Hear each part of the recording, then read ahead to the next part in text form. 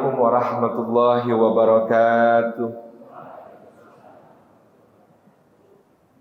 Alhamdulillahi haqqa hamdih, alhamdulillahi hamdan katsiran tayyiban mubarakan fih. Nahmaduhu wa nasta'inuhu wa nastaghfiruhu wa nastahdihi wa natubu ilaih. Wa la na'budu illa iyyahu wa natawakkalu alaih.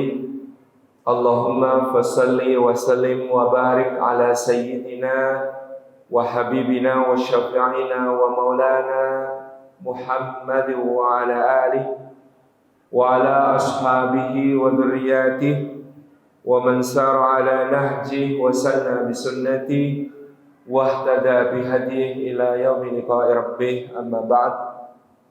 Hadratal afadil, hadratal mukarramin yang kita ta'zimi, para alim, para ulama, para asatid, para ustadzat, guru-guru umat yang kita hormati, Takmir Masjid Jenderal Besar Sudirman Purwokerto, seluruh jajaran pengurus dan jamaahnya yang kita ta'zimi, seluruh hadirin hadirat yang hadir pada kesempatan siang hari ini, rahimani wa rahimakumullah. Puji syukur kita haturkan kehadirat Allah Subhanahu wa taala atas limpahan karunia-Nya. Pada siang yang cerah ini Allah himpun kita di dalam rumah-Nya yang mulia.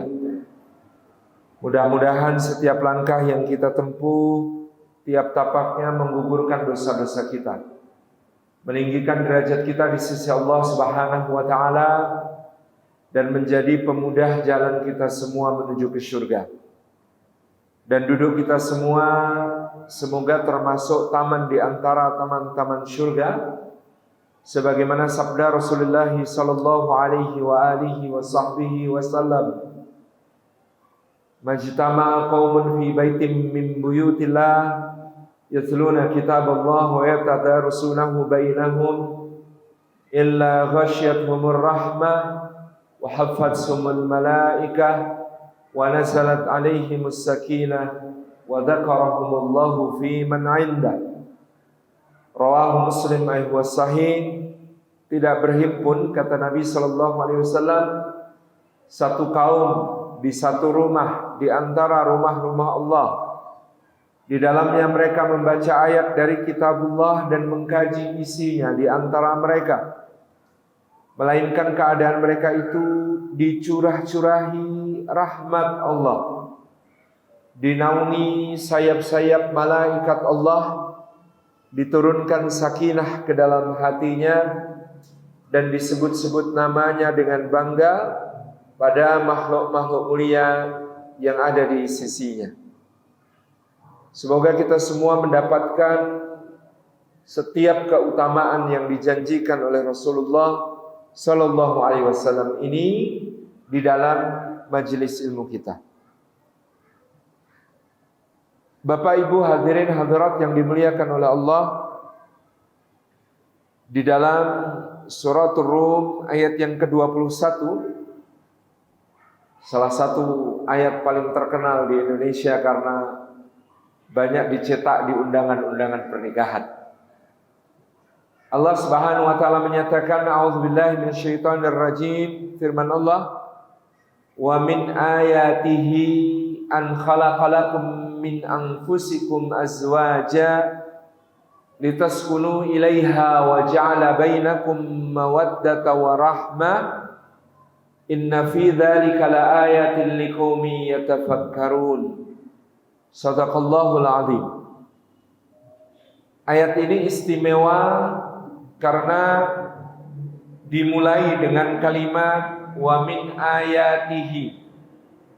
Di antara tanda-tanda kebesarannya Allah Subhanahu wa taala, di antara ayat-ayat keagungannya Allah Subhanahu wa taala, juga diakhiri dengan kalimat inna fi dzalika laayatin liqaumin yatafakkarun. Sesungguhnya pada yang demikian itu terdapat tanda-tanda kebesaran Allah, ayat-ayat keagungan Allah bagi kaum yang memikirkan. Diapit oleh dua penegasan bahwa apa yang menjadi inti dari ayat ini merupakan tanda di antara tanda-tanda kebesaran Allah, menunjukkan betapa seriusnya Allah Subhanahu wa taala menyampaikan ayat kebesarannya yang ada di ayat ini. Di bagian awal, wa min ayatihi, dan di antara tanda-tanda kebesarannya Allah, keagungannya Allah, menunjukkan makna secara umum bahwasanya yang akan dibicarakan bisa menjadi renungan bagi setiap insan, merasakan, melihat, dan menghayati bahwa dia adalah tanda kebesaran Allah yang tidak kalah dengan ayat-ayatnya yang lain, tidak kalah agung dari penciptaan langit dan bumi, tidak kalah dahsyat dari silih bergantinya malam dan siang, tidak kalah menarik dari pengisaran angin, awan dan hujan, tidak kalah dahsyat dari penciptaan manusia dari seorang laki-laki dan darinya diciptakan pasangannya, lalu dari mereka Allah mengembangbiakkan laki-laki dan perempuan yang banyak, berbangsa-bangsa, bersuku-suku, berbeda warna kulit, berbeda bahasa, menyebar ke seluruh penjuru bumi.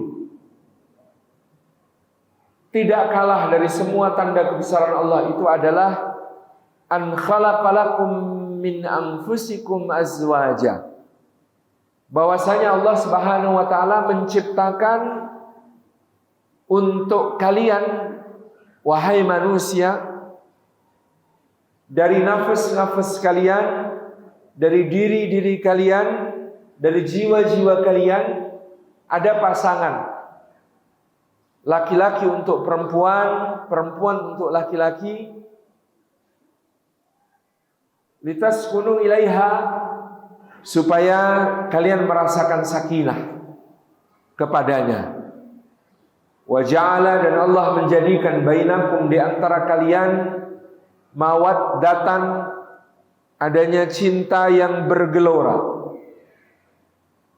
wa rahmatan, dan cinta yang hanya memberi tak harap kembali bagi sang surya menyinari dunia. Inna fi dzalika, sesungguhnya pada yang demikian itu, la ayat, benar-benar terdapat tanda-tanda kebesaran Allah. Kali ini Allah mentahsis, memberikan pengkhususan tanda-tanda kebesaran itu liqaumi yatafakkarun, bagi kaum yang berpikir, bagi kaum yang mau memikirkan, merenungkan, menghayati dan memaknai tanda-tanda kebesaran itu. Maka di dalam ayat ini bagian awal menyiratkan penciptaan pasangan bagi kita, kehidupan pernikahan bagi kita, berumah tangganya seorang laki-laki dan seorang perempuan, sebagai ayat kebesaran Allah yang umum. Semua bisa melihatnya. Tetapi yang akan menemukan makna yang kokoh, yang akan menemukan pembelajaran yang besar, yang akan menemukan berbagai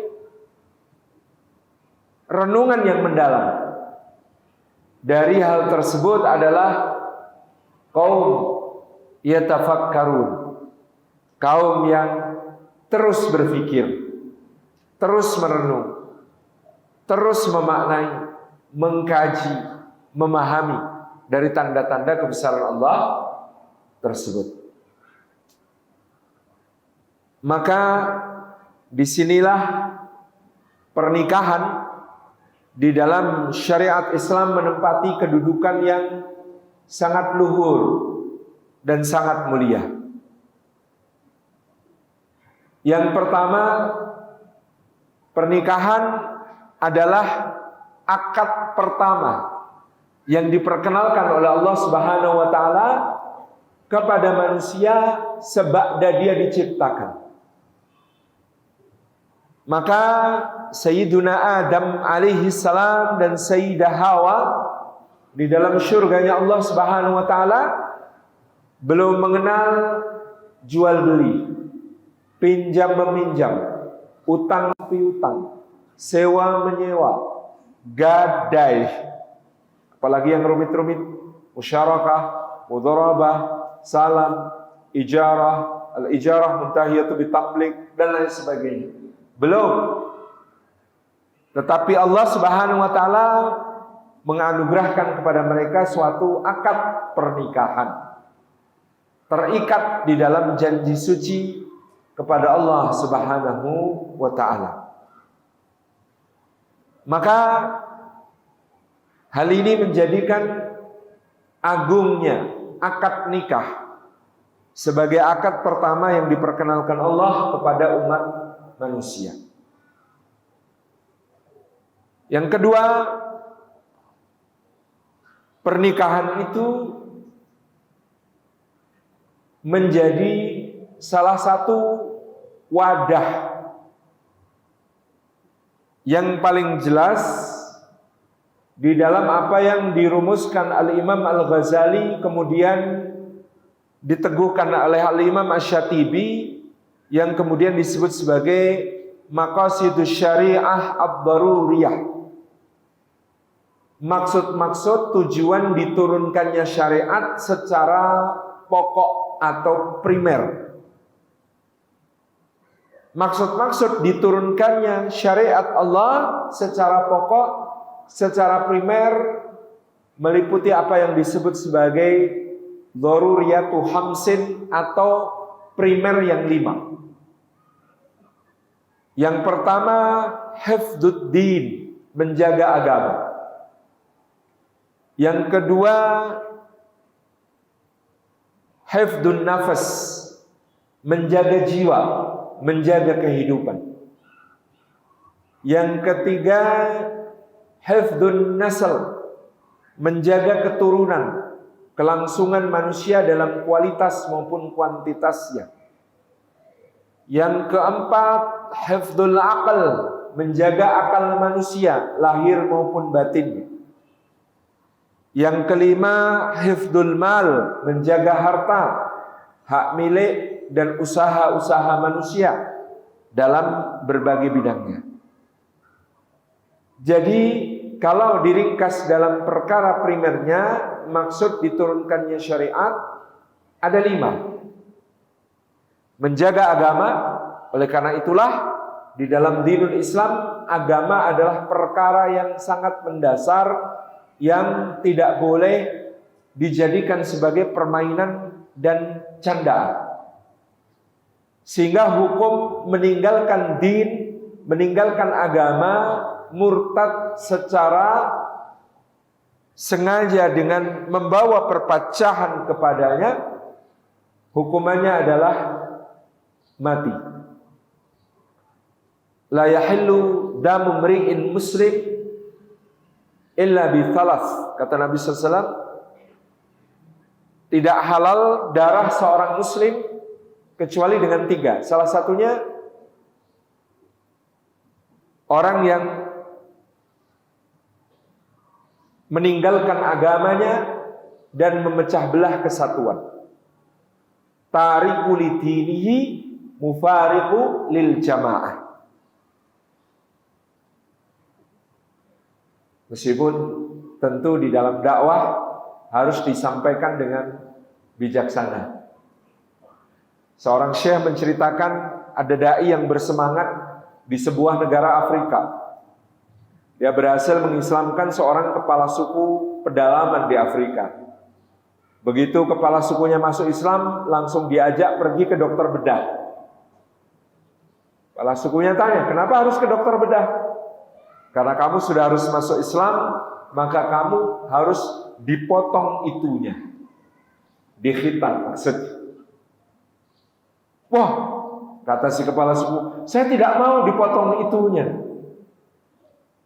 Tapi kalau Anda masuk Islam, Anda harus dipotong itunya. Kalau begitu saya tidak jadi masuk Islam. Oh, jadi Anda keluar lagi dari Islam. Iya, daripada dipotong itunya. Kalau begitu yang harus dipotong adalah leher Anda. Karena hukum murtad dari agama Islam adalah dibunuh. Kepala sukunya komentar, agama macam apa ini? Masuk potong bawah, keluar potong atas. Tentu ini terjadi karena kekurang fahaman tentang fikih dakwah, mana yang selayaknya disampaikan terlebih dahulu sebagai urut-urutan agar seorang memahami dan berkomitmen terlebih dahulu kepada agama sebelum kemudian diperjelas tentang hal-hal yang rinci. Yang kedua, hifdzun nafas, menjaga jiwa. Nyawa manusia itu sangat tinggi nilainya. Sehingga agama ini mengharamkan pembunuhan, pengambilan nyawa tanpa hak, dan bahkan mengutip hukum Taurat dan menjadikannya bagian dari hukum syariat Islam, bahwa barang siapa membunuh satu jiwa tanpa hak, maka seakan dia membunuh seluruh manusia. Dan siapa yang menghidupkan satu jiwa, maka seakan-akan telah menghidupkan seluruh manusia. Maka Allah meletakkan qisas sebagai satu hukum bukan dalam rangka untuk melanggengkan balas dendam, tetapi untuk menjaga jiwa manusia, supaya manusia tidak bermudah-mudah di dalam menumpahkan darah. Yang ketiga, hifdzun nasl, menjaga keturunan, kelangsungan jenis manusia dari berbagai hal yang rusak. Dan Masya Allah, benarlah Allah yang berfirman Suratul Anbiya, walaqad katabna fi zaburi min ba'di dzikri annal arda yarithuha ibadiyas salihun. Dan benar-benar sungguh-sungguh telah kami tulis di dalam Zabur, setelah dia pula termaktub di dalam Al-Quran Al-Karim ini, bahwa bumi ini akan diwarisi oleh hamba-hamba kami yang soleh. Karena yang tidak soleh, gejala di negara-negara barat maupun timur, orang semakin malas menikah.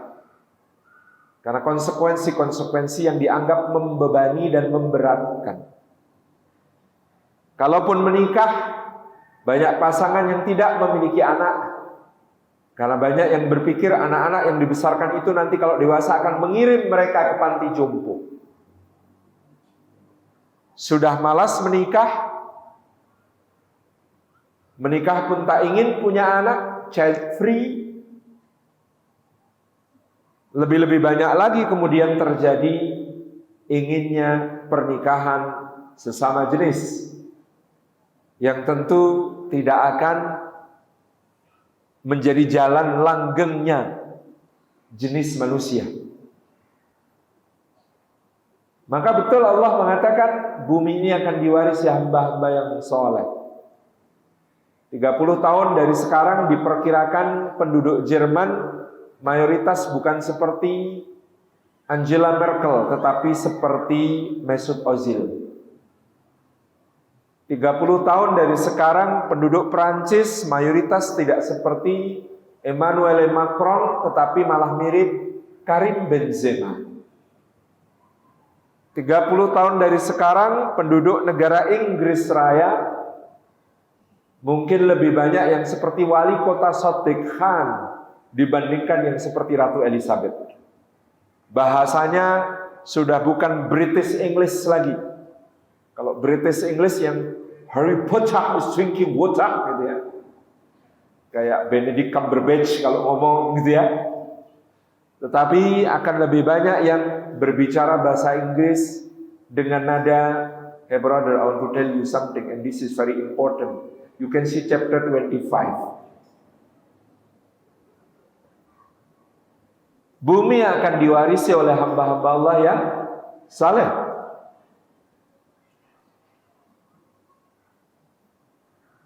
Dan wadah dari hifdzun nasl, satu-satunya wadah halal bagi hifdzun nasl adalah aqdun nikah, akad pernikahan. Yang keempat, hifdzul aql, menjaga akal, maka dia mengharamkan yang bisa merusak akal secara fisik seperti khamr dengan segala turunannya, ataupun yang bisa merusak akal secara batin berupa pemikiran-pemikiran yang menyimpang, ideologi-ideologi yang rusak. Hifdzul aql. Yang kelima, hifdzul mal, karenanya diharamkan pencurian, diharamkan perampokan, dilindungi hak-hak individu. Seorang boleh mempertahankan hartanya, bahkan dia gugur syahid jika mati untuk mempertahankan haknya. Dr. Adi Warman Azwar Karim mewawancarai salah satu murid Buya Muhammad Nasir dan menemukan keterangan bagaimana para founding fathers memberi dasar bagi negara kita bukan ciptaan Soekarno, bukan Muhammad Yamin, bukan Sujatmoko, tapi adalah hasil ijtihad pemikiran para ulama. Hifdzuddin itu menjadi berbunyi ketuhanan dengan kewajiban menjalankan syariat Islam bagi pemeluk-pemeluknya. Hifdzun nafs itu menjadi berbunyi kemanusiaan yang adil dan beradab. Hifdzun nasl itu menjadi berbunyi persatuan Indonesia. Hifdzul aql itu menjadi berbunyi kerakyatan yang dipimpin oleh hikmat kebijaksanaan dalam permusyawaratan perwakilan. Dan hifdzul mal itu menjadi keadilan sosial bagi seluruh rakyat Indonesia. Sebuah ijtihad yang menyejarah, menjadi kajian di banyak negara. Kemarin saya baru dikirimi seorang teman bagaimana di Maroko terbit artikel dan buku studi tentang Indonesia sebagai sebuah negara mayoritas muslim terbesar di dunia dengan dasar negara yang mengadopsi maqasidus syariah.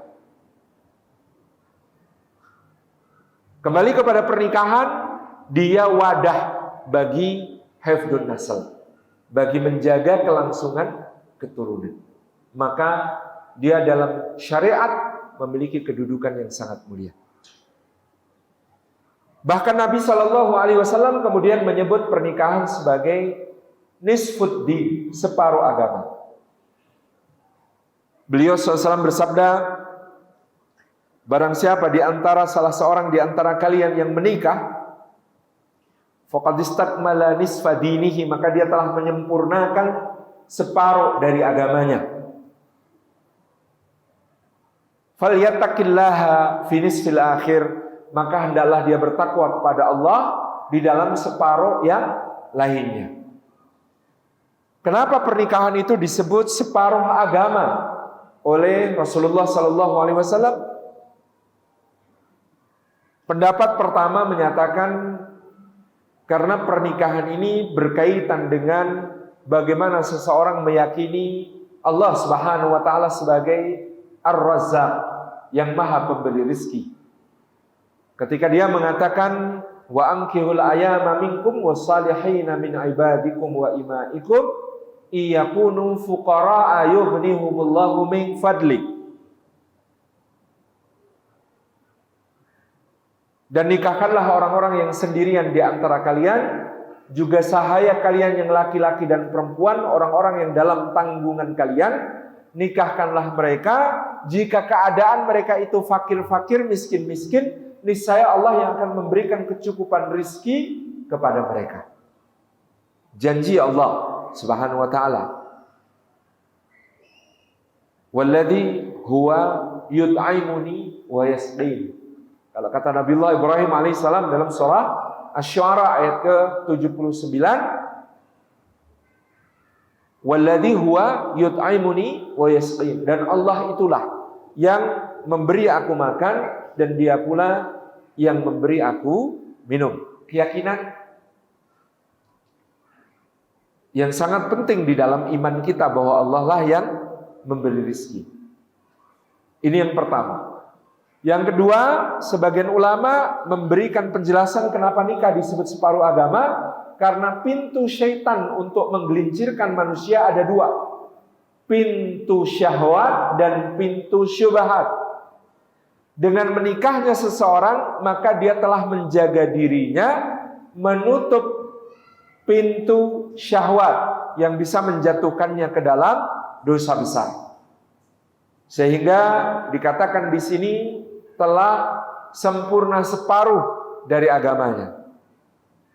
Dia bisa menjadikan pernikahan sebagai tempatnya menjaga dan melindungi dirinya dari hal-hal yang keji yang dimurkai oleh Allah Subhanahu wa taala. Yang berikutnya, sebagian ulama memberi keterangan kenapa pernikahan disebut separuh agama, karena banyak sekali perintah-perintah di dalam Al-Qur'an maupun sunnah Nabi SAW yang dijalankan dalam bentuk berjamaah, khususnya dalam keluarga, dan tidak bisa dijalankan secara personal sebagai individu. Di dalam Al-Quran, Qanun Aili, undang-undang keluarga itu menempati hampir sebagian besar surah-surah panjang. Ada dalam suratul Baqarah, ada dalam surah Ali Imran, ada dalam surah An-Nisa, ada dalam suratul Maidah, ya. Dan ada dalam surat-surat yang lain selalu ada hukum-hukum tentang keluarga yang sangat banyak. Itulah kenapa dia disebut sebagai nisfuddin, separuh agama. Akad pertama, maqasidus syariah ketiga, separuh agama. Lalu Nabi Shallallahu Alaihi Wasallam menyampaikan sebuah hadis yang biasanya hanya diambil bagian akhir, an-nikahu min sunnati, faman raghiba an sunnati, falaysa minni. Maka nikah itu bagian dari sunnahku. Siapa yang tidak menyukai sunnahku, maka dia tidak termasuk di antara golonganku. Hadis ini dibuka dengan kisah bahwa ada 3 orang yang menghadap kepada Nabi Sallallahu Alaihi Wasallam. Orang yang pertama mengatakan, ya Rasulullah, saya akan qiyamul lail terus menerus, dimulai dari ba'da isya selesai menjelang subuh, setiap malam tanpa tidur. Orang kedua mengatakan, adapun saya ya Rasulullah akan berpuasa setiap hari terus menerus tanpa ada jeda. Tidak ada hari-hari yang kosong dari puasa. Orang ketiga mengatakan, dan saya Rasulullah supaya bisa fokus ibadah, maka saya tidak akan menikah dan tidak akan berumah tangga. Maka Nabi SAW menjawab ketiga sahabat ini dengan menunjukkan muka tidak suka, raut wajah tidak suka. Beliau berkata, alastu atqakum, apakah aku ini bukan orang yang paling bertakwa di antara kalian? Bukan dalam rangka menyombongkan diri, tetapi dalam rangka mengkoreksi para sahabat. Alastu atqakum, apakah aku bukan orang yang paling takwa di antara kalian?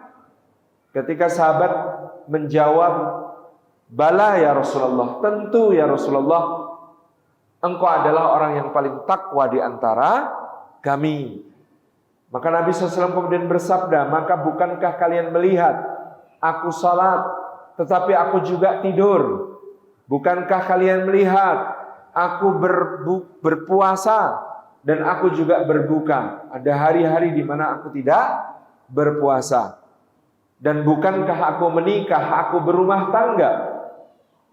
Baru kemudian Nabi SAW menyampaikan sabda yang terkenal, Fannikahu min sunnati faman raghiba an sunnati falaysa minni. Maka nikah itu bagian dari sunnahku.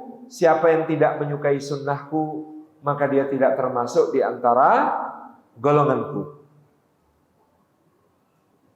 Dari sini kita mengambil kesimpulan, meninggalkan pernikahan karena hendak beribadah saja ditegur dengan keras oleh Nabi Sallallahu Alaihi Wasallam.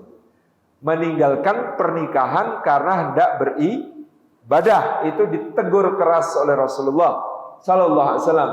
Maka bagaimanakah orang yang meninggalkan pernikahan dalam rangka bermaksiat kepadanya?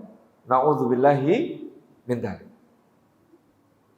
Disebut sebagai sunnahnya Rasulullah Sallallahu Alaihi wa alihi wasallam. Seorang yang kemudian menjadi dai di abad ke-20 menyerukan kembalinya umat untuk bangkit setelah terpuruk, merumuskan jalan untuk kebangkitan umat dengan urutan islahun nafas, memperbaiki pribadi-pribadi. Kedua, bina'u usratil muslimah, membangun keluarga islami, atau takwinu baitil muslim, membangun rumah tangga islami. Kemudian irsyadul mujtama, mengarahkan masyarakat dari individu yang baik, membentuk keluarga yang bisa memperbaiki, memberi pengarahan kepada masyarakat. Kemudian bagaimana mereka melakukan islahul hukumat, memperbaiki keadaan pemerintahan di kalangan umat dalam konteks zaman itu di mana banyak negara masih terjajah. Dirumuskan pula tahrirul watan, memerdekakan tanah air, sampai kemudian iqamatud daulah, menegakkan kedaulatan bangsa-bangsa muslim, dan ustadiyatul alam, atau menjadikan peradaban Islam sebagai guru, sebagai model, sebagai suri teladan bagi umat-umat yang lain. Maka dari situ kita melihat membangun keluarga, menikah bagi orang-orang yang baik adalah urutan kedua di dalam merintis jalan kebangkitan umat. Disinilah kita melihat betapa agungnya lembaga pernikahan, akdun nikah, yang di dalamnya seorang laki-laki mengucapkan ijab, disambut oleh seorang laki-laki yang lain yang mengucapkan qabul. Jadi akad nikah itu antara seorang laki-laki dan seorang laki-laki.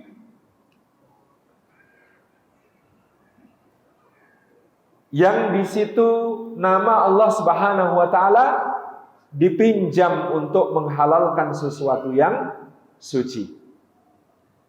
Maka ketika membahas ayat wa min ayatihi an khalaqalakum min anfusikum azwaja, sebagian mufassir memberikan tadabbur yang menarik, yaitu keberkahan sebuah pernikahan berbanding lurus dengan seberapa tinggi laki-laki dan perempuan yang ada dalam ikatannya menjunjung tinggi akad nikah, mensakralkan, mensucikan, memuliakan akad nikahnya.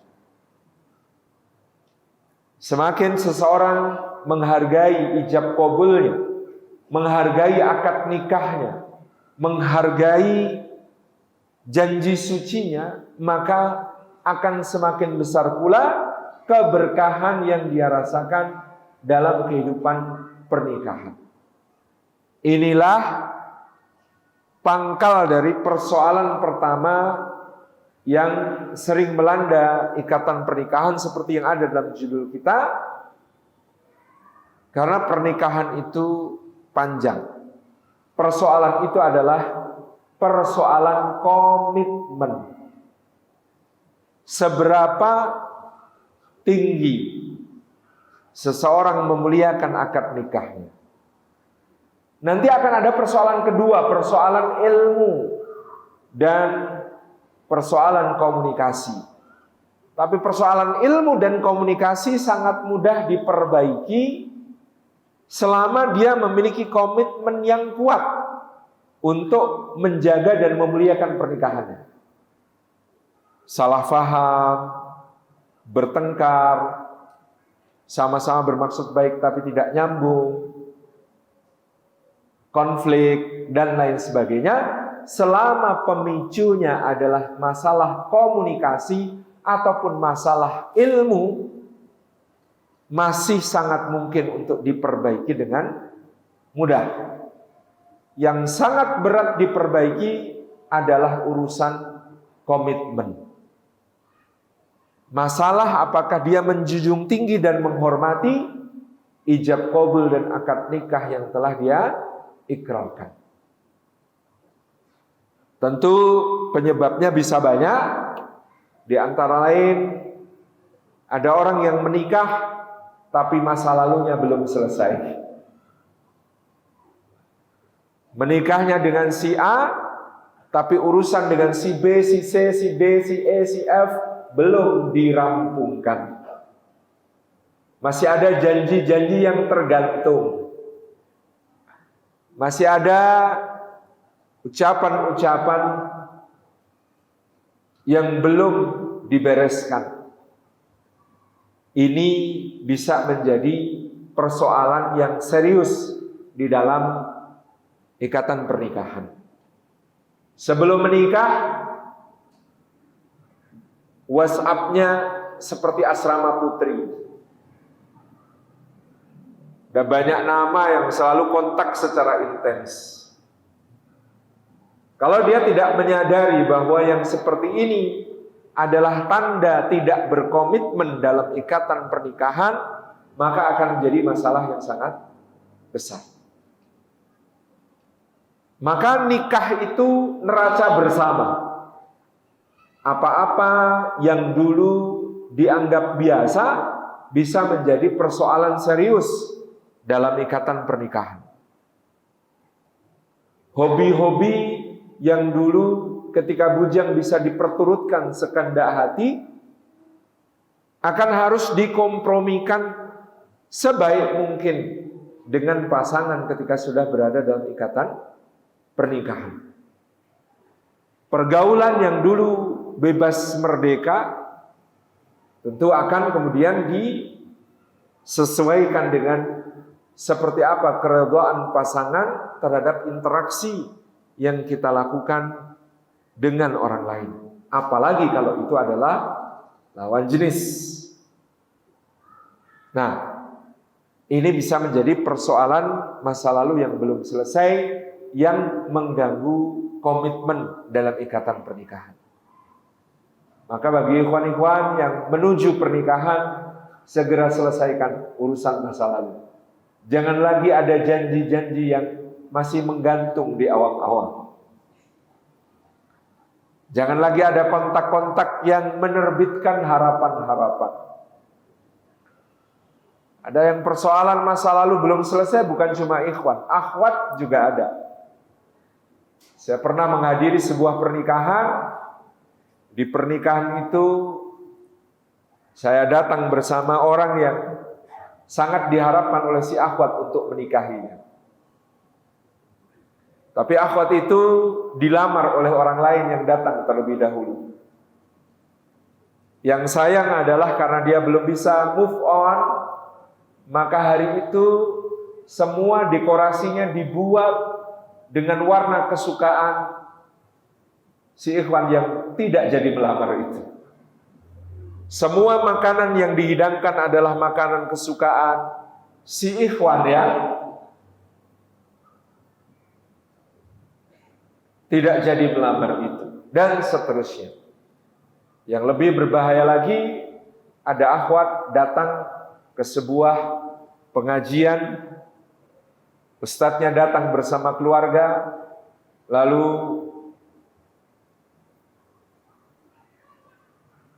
ketika menimang-nimang anak dari si ustadz itu, akhwatnya berbisik, "Ya Allah nak, seharusnya aku yang jadi umi kamu."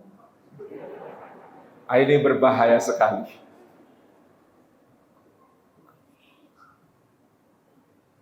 Ini persoalan masa lalu yang belum selesai. Ini harus dituntaskan ketika seorang memasuki pernikahan. Persoalan komitmen juga tentunya dipengaruhi oleh berbagai godaan. Baik godaan yang datang sendiri, dan naudzubillah yang lebih parah, godaan yang dicari-cari. Godaan yang datang sendiri sudah pasti akan ada, karena syaitan di antara prestasi terbesarnya adalah memisahkan seorang suami dan istrinya di dalam ikatan suci. Ada satu hadis yang menggambarkan di dunia syaitan terdapat perlombaan prestasi. Ada setan yang melapor dia berhasil menjerumuskan seseorang ke dalam judi. Ada setan yang melapor dia berhasil menjerumuskan seseorang untuk mencuri atau merampok atau membunuh. Oleh pimpinannya dan kawan-kawannya ditanggapi biasa.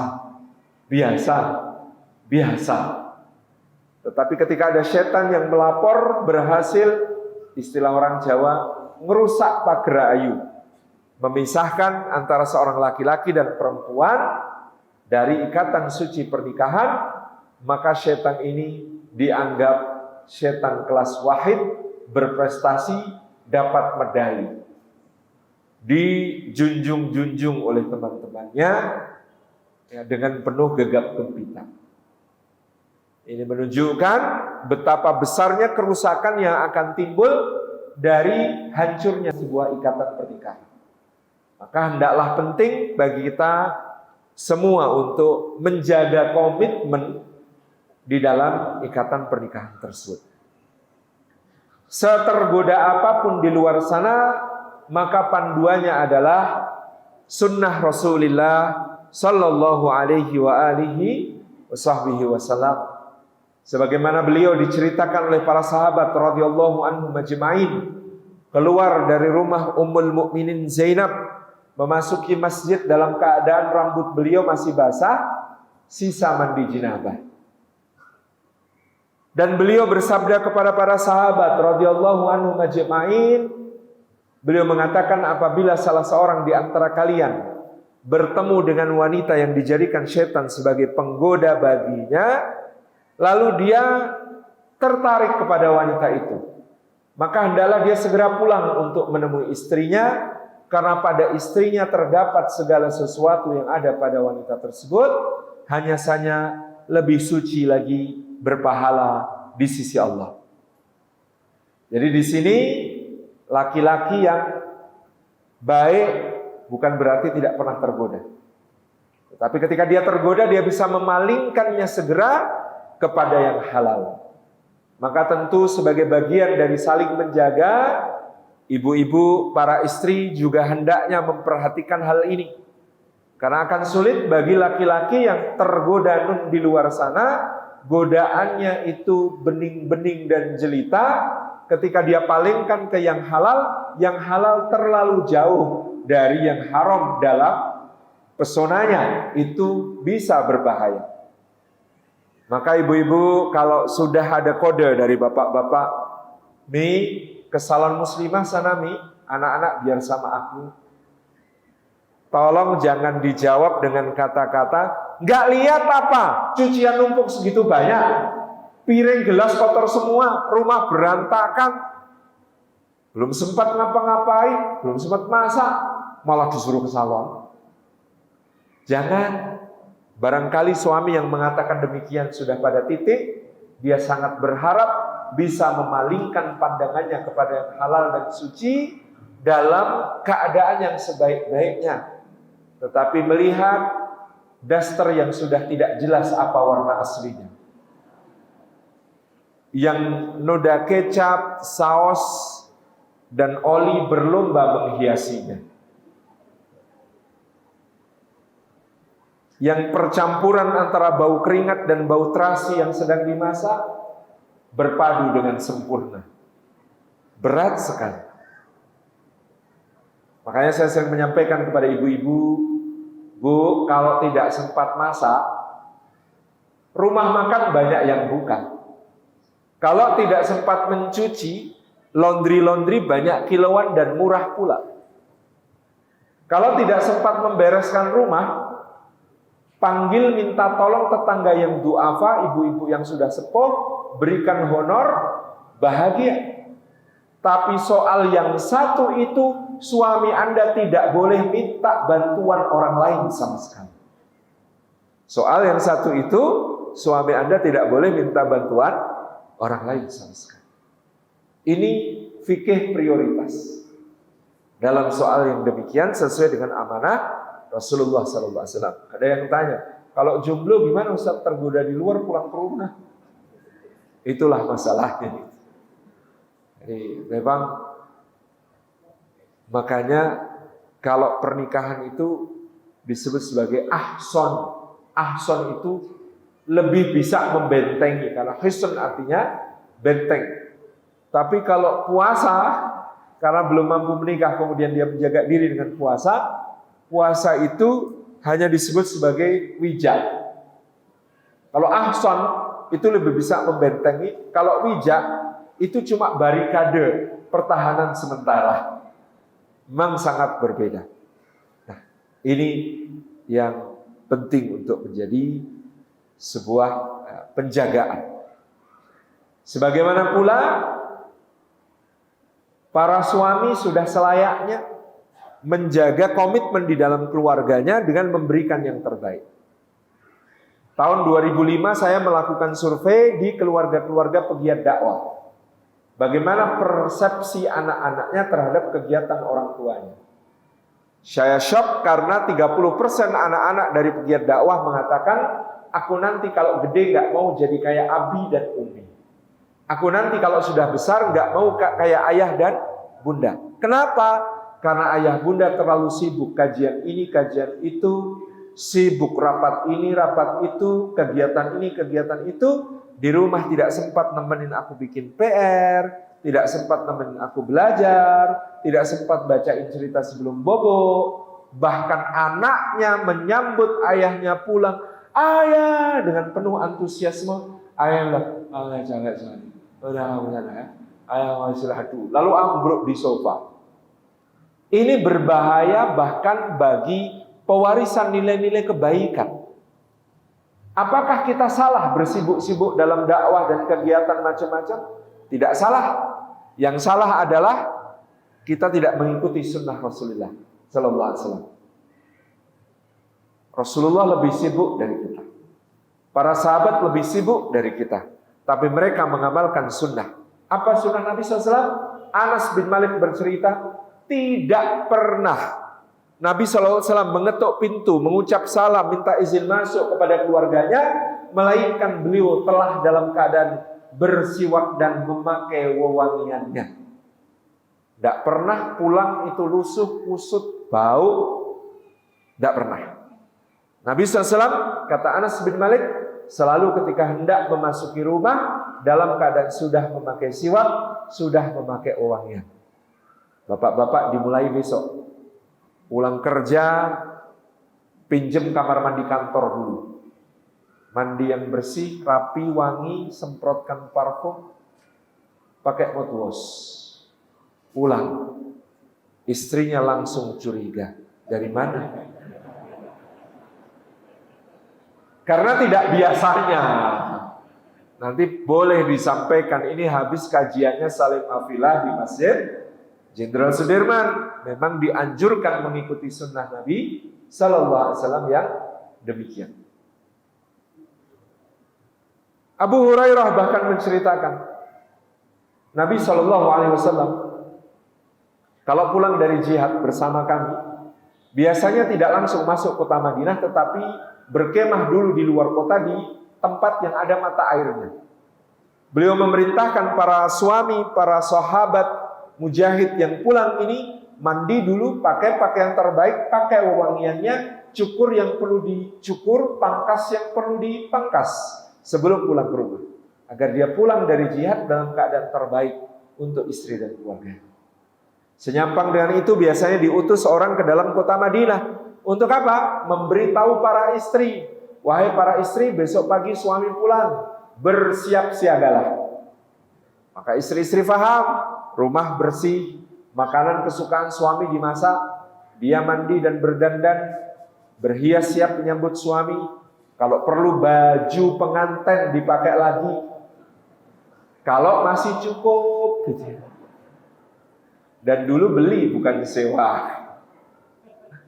Itu menyambut. Bahkan hadis Abu Hurairah ini menggunakan kalimat yang vulgar, yaitu agar para istri sempat beristihdad, mencukur rambut di bagian yang paling pribadi untuk menyambut suami yang pulang.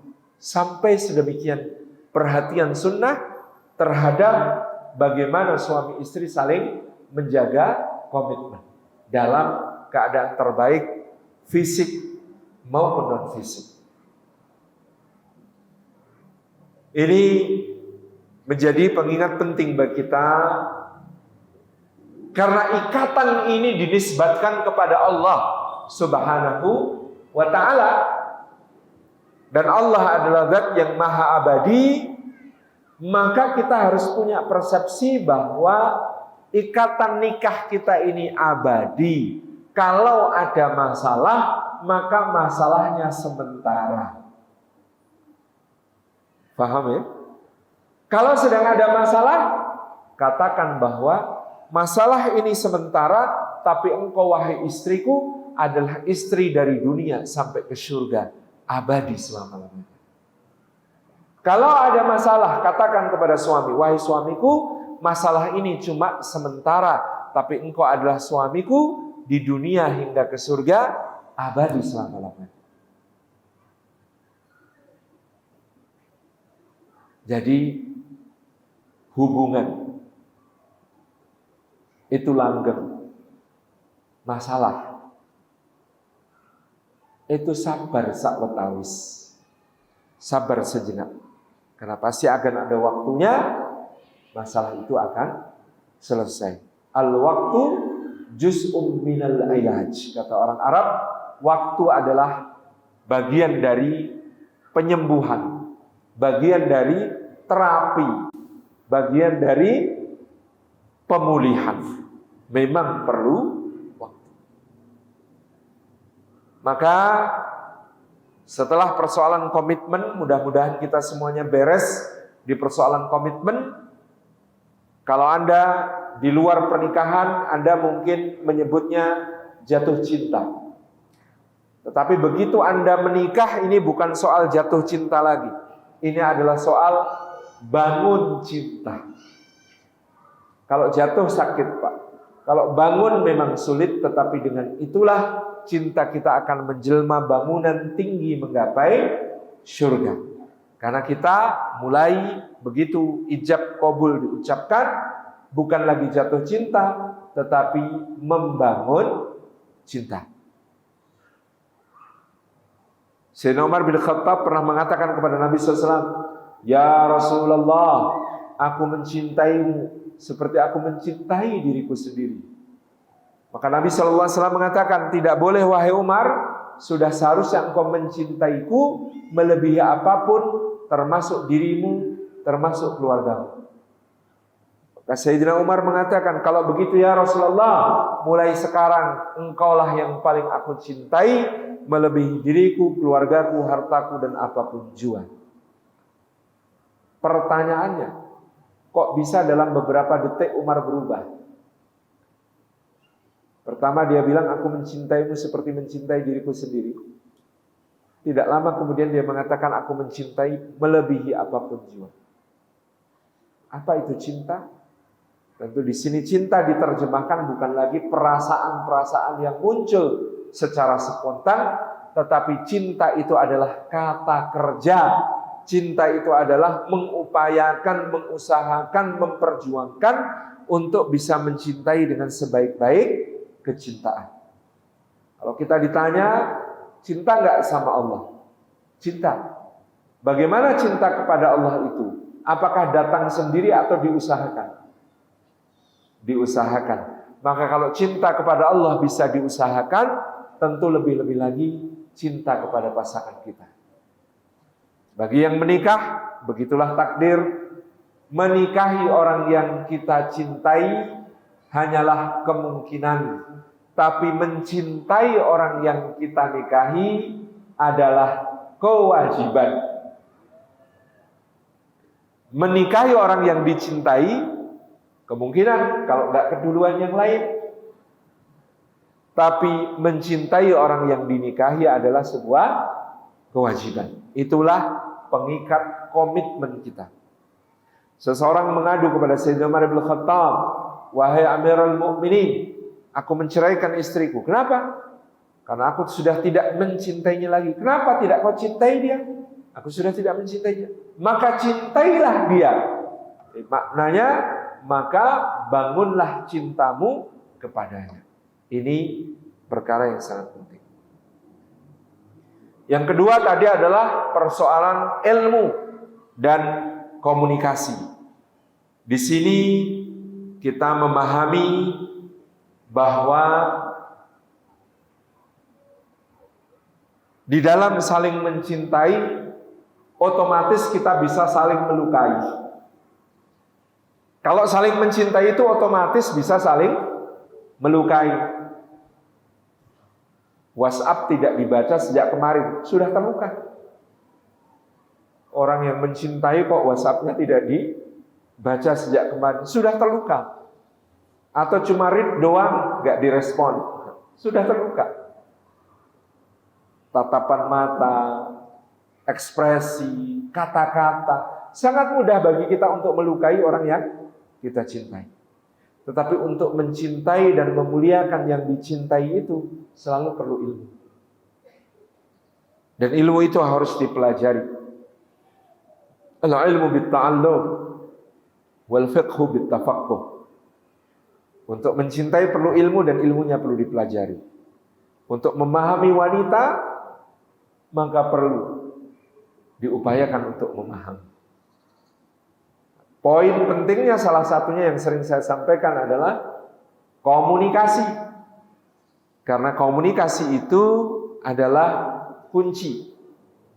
Mau menyampaikan apa-apa yang menjadi aspirasinya, harapannya, dan mau menyampaikan, memperkenalkan tentang dirinya. Agar dalam pernikahan tidak terjebak prasangka yang paling berbahaya. Prasangka yang paling berbahaya itu adalah harusnya dia tahu. Misalnya seorang suami, dia punya kebiasaan di keluarganya yang dulu, di bapak ibunya, kalau pagi itu dibikinkan kopi. Harusnya tuh dia tahu kalau saya mau berangkat kantor itu dibikinkan kopi. Lah kok malah disuguh dawet?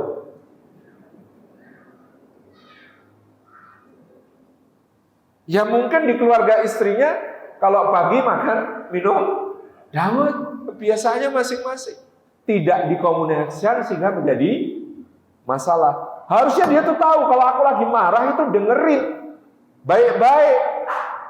Jangan sambil main HP. Karena tidak dikomunikasikan.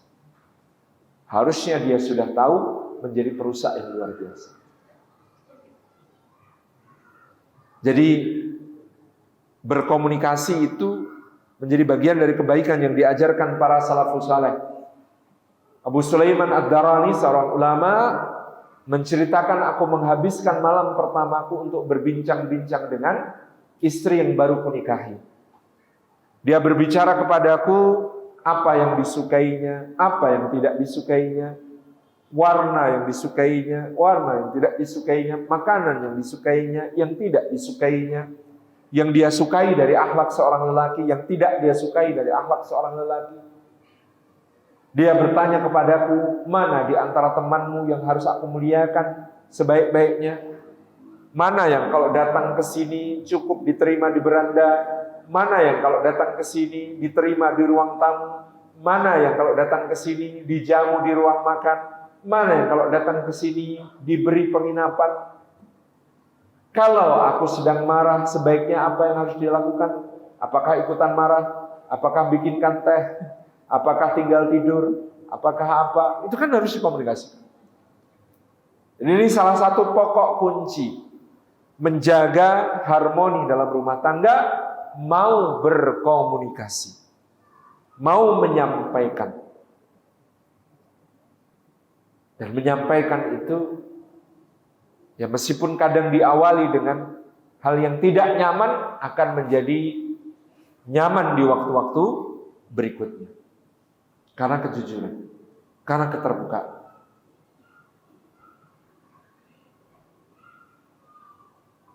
Ada satu kisah. Pada suatu hari Nabi SAW mengadakan perjalanan. Dalam perjalanan itu, dua di antara para ummahatul mukminin diajak. Ibunda kita Aisyah radhiyallahu anha dan ibunda kita Safiyah radhiyallahu anha. Di dalam perjalanan itu qadarullah, untanya Aisyah besar dan gesit, barang bawaannya Aisyah sedikit. Karena ibunda kita Aisyah itu terkenal kalau sedekah uang lebih mudah. Sementara ibunda kita Safiyah, untanya lebih kecil, barang bawaannya lebih banyak sehingga lebih lambat. Dan ibunda kita Safiyah terkenal suka berinfak dengan barang-barang yang dibutuhkan orang. Karena beda, untanya Aisyah besar, gesit, cepat, muatannya dikit. Untanya Safiyah muatannya banyak, ukurannya lebih kecil dan kurang gesit. Maka Safiyah tertinggal dalam rombongan. Maka dalam satu perhentian Nabi SAW mengatakan kepada ibunda kita Aisyah radhiyallahu anha, wahai Aisyah, bagaimana kalau di perjalanan selanjutnya kamu bertukar unta dengan Safiyah? Karena untamu besar, bawaanmu sedikit, sedangkan unta Safiyah kecil, bawaannya banyak. Di situ ibunda kita Aisyah merasa cemburu, egonya tersakiti. Unta-unta milik sendiri kok suruh tukeran, enak aja. Maka hadis ini terkenal karena menjadi pembahasan para ahli hadis, bahwa ucapan wanita itu tidak selalu dimaknai hakiki. Karena dalam peristiwa ini dikatakan ibunda kita Aisyah mengatakan, kamu tuh Nabi bukan sih? Dalam ungkapan kita, kamu tuh Nabi bukan sih? Kalimat ini bukan berarti meragukan kenabian Rasulullah SAW. Ini kalimat wanita, bukan kalimat laki-laki.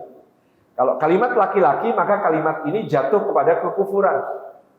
Karena meragukan kenabian Muhammad SAW adalah suatu kekufuran. Nah, ini di studi kasus hadis ini dibahas betul oleh para ulama, bahwa kalimat Aisyah ini bukan kalimat kekufuran, tetapi kalimat kemarahan. Sebenarnya Aisyah ingin bicara, aku tuh tahu kamu tuh Nabi, tapi kenapa seperti ini keputusanmu? Aku jadi merasa kamu tidak adil. Padahal mungkin kamu adil, cuman kan ini perasaanku, dan perasaanku harus disampaikan. Nah, itulah perempuan, karena kalimat semacam ini untuk marah terlalu panjang, maka kalimat yang keluar hanya berbunyi, kamu tuh Nabi bukan sih? Bapak-bapak sudah pernah dibegitukan sama istri? Memang bukan levelnya Rasulullah punya pasangan seperti Aisyah gitu. Saya alhamdulillah pun belum pernah kemudian istri saya bilang, kamu tuh ustadz bukan sih? Itu belum pernah. Karena memang bukan. Jadi Nabi SAW menjawabnya juga cool. Dibalik nek cara orang Jawa. Nah, terjemah bebasnya itu menurut kamu. Ya kan dibalik gitu ya. Kamu tahu juga sih menurut kamu. Ya tahu. Ya Nabi. Tapi Aisyah bersuara tinggi. Di sini kita belajar lagi, Pak. Kalau ada konflik antara anak dengan menantu, orang tua bela siapa, Pak? Supaya masalah cepat selesai, orang tua bela siapa? Bela menantu. Abu Bakar datang melihat Aisyah bentak-bentak Rasulullah, segera dia kemudian cengkeram kerah baju ibunda kita Aisyah, kayak katakan, celaka engkau wahai bintu Urman. Tidakkah engkau tahu siapa yang sering kau bentak-bentak itu? Dia ini kekasih Allah. Kalau sampai kekasihnya marah, celaka kita, binasa kita sekeluarga. Jadi mertua belain menantu. Kalau mertua belain menantu, apa yang harus dilakukan suami? Suami belain istri. Maka Rasulullah mendekati Abu Bakar dan menepiskan tangannya dari ibunda kita Aisyah sambil mengatakan, wahai Abu Bakar, jangan, ini istriku. Tapi dia, ya Rasulullah, lancang sekali kepada engkau. Udah, ini kan cuma masalah biasa saja. Ya Abu Bakar, tinggalkan kami. Tidak ada masalah apa-apa. Aisyah karena sudah dipegang gini sama bapaknya itu sudah ketakutan, gigil. Maka lalu Nabi SAW berkata kepada ibunda kita Aisyah, tuh kan, siapa yang belain kamu dari bapakmu? Aisyah mengatakan, iya, engkau ya Rasulullah. Karena Nabi SAW kemudian mengatakan lagi, jadi gantian ya untanya. Ya. Insyaallah ya. Jadi dinamika di rumah tangga Nabi SAW pun seperti itu. Bagaimana kemudian ya ada flow chart yang harus kita ikuti. Jadi kalau ada konflik antara suami istri, orang tua jangan belain anaknya sendiri. Kalau belain anak sendiri, masalahnya makin panjang. Tapi orang tua belain menantu. Belain menantu, insya Allah masalah cepat selesai. Demikian pula, kalau ada istri lagi clash sama orang tua, tugasnya suami belain siapa di sini? Belain istri terhadap orang tua dari istrinya. Nah, itu insya Allah cepat menyelesaikan masalah. Rumusnya sampai sini. Jadi ada komunikasi di situ, ada bagaimana kemudian menjaga dengan sebaik-baiknya ikatan dan hubungan. Tentu disertai pemahaman tentang apa perbedaan laki-laki dan perempuan dan bagaimana mengelolanya dengan sebaik-baiknya di dalam ikatan pernikahan. Laki-laki dan perempuan itu berbeda caranya berpikir. Kalau bapak-bapak itu cara berpikirnya kayak obat nyamuk muter ke dalam. Fokus, sederhanakan masalah, temukan solusi. Itu cara berpikir laki-laki. Ibu-ibu tidak seperti ibu. Di dunia ibu-ibu berpikir itu obat nyamuk muter keluar. Hubungkan, korelasikan, cari gambar besarnya supaya saling mengerti lebih baik. Itu cara berpikir ibu-ibu. Maka kalau lagi rapat, bapak-bapaknya ngomong, tolong ya jangan melebar kemana-mana dulu, fokus dulu pada isu yang ini, jangan dihubungkan dengan yang lain.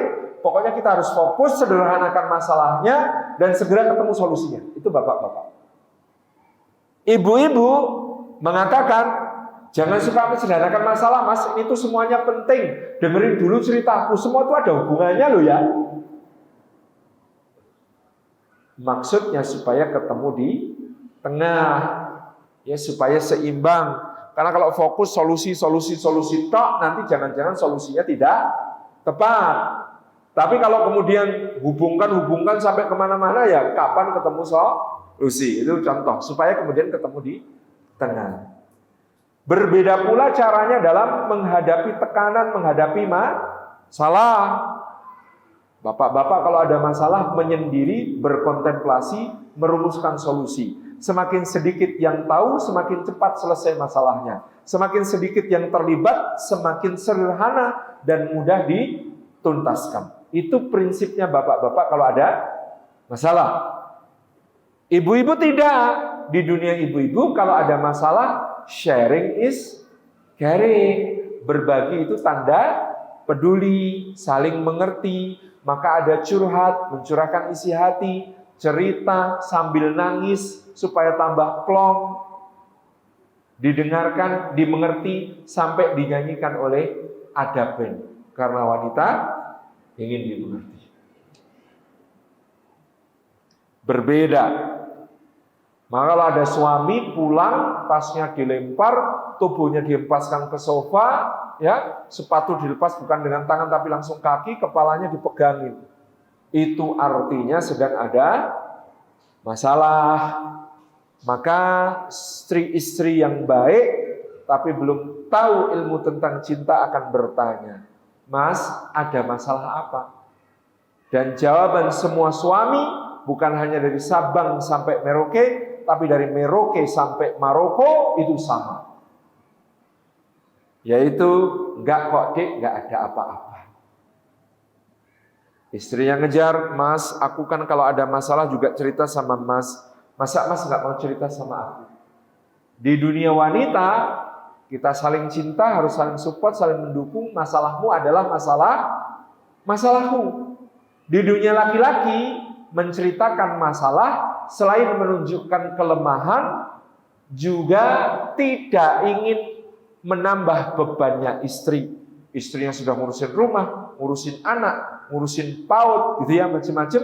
Maka dia kemudian mengatakan, "Dah kok Dik, ini masalah kantor, biar aku aja yang pusing.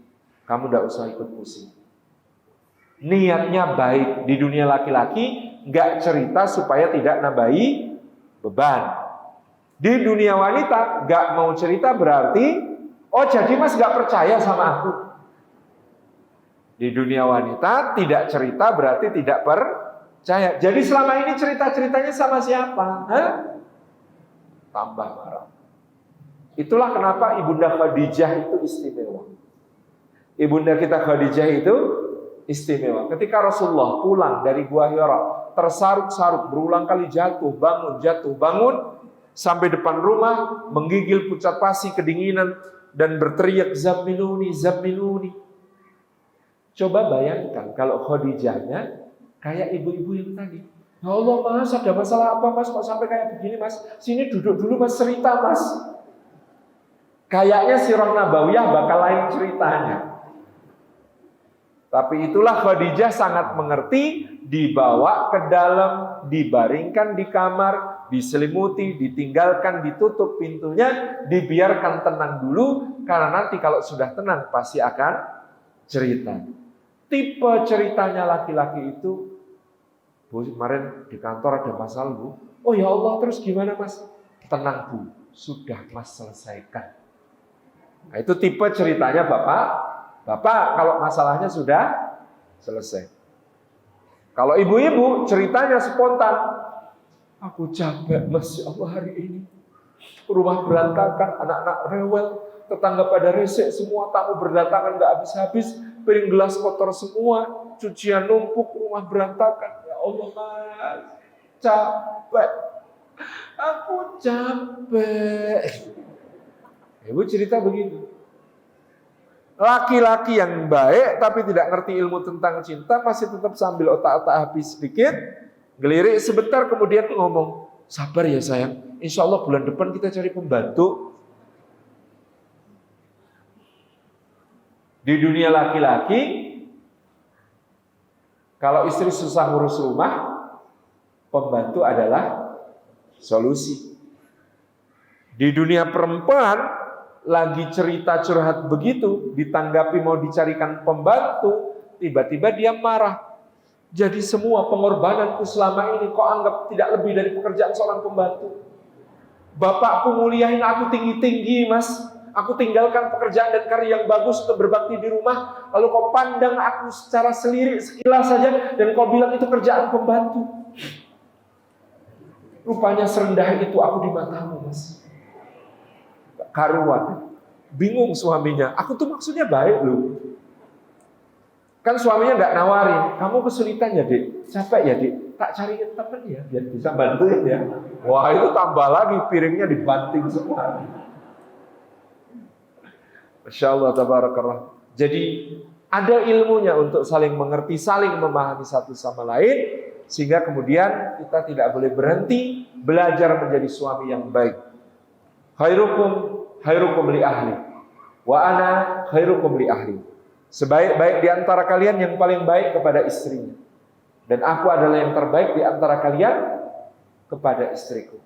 Itulah Nabi SAW menjadi rujukan contoh kita di dalam segala kebaikan, menjaga rumah tangga dalam keridhaan Allah Subhanahu wa ta'ala. Waktu jua yang memisahkan, demikian yang dapat kami sampaikan. Kami kembalikan kepada pembawa acara. Mohon maaf atas segala kurang berkenan. Allahumma muwaffiq ila aqwamit thariq. Assalamualaikum warahmatullahi wabarakatuh.